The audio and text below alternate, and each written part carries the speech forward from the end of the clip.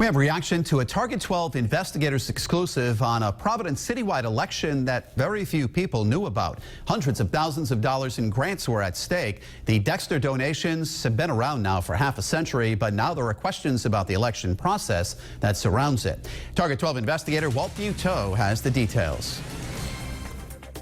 The head of one government watchdog group who lives in Providence and follows politics very closely had still never heard of the Dexter donation election.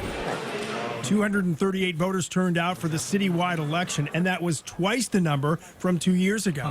Common Cause Rhode Island's John Marion tells us the lack of notification about an election for a board that donates city-controlled money is a concern. By not having a widely advertised election where you would have the normal sort of turnout, it makes it easier for people who might be trying to control the outcome. Talk just for a minute. Yeah. Mayor Jorge Elorza would not comment on camera about the process that puts the Dexter Donations Board in office. Elorza's endorsed candidates, including 4 city workers, won. A former board member tells us past administrations also often handpick city workers for the board. I was a city worker, so if the mayor calls you and asks you to do something, you're a city worker, what are you going to say? No? The fund is named for Ebenezer Dexter, whose 1824 will gave the city 2 plots of land. One became home to the Cranston Street Armory and nearby park. The other land on Hope Street sold to Brown back in 1956, and the interest from that trust that's now worth $2.2 million feeds the Dexter donations.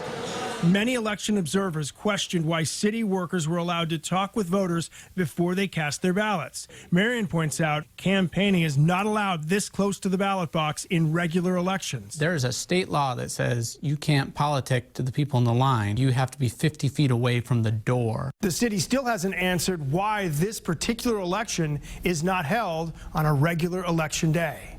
With the Target 12 investigators, Walt Buteau, Eyewitness News.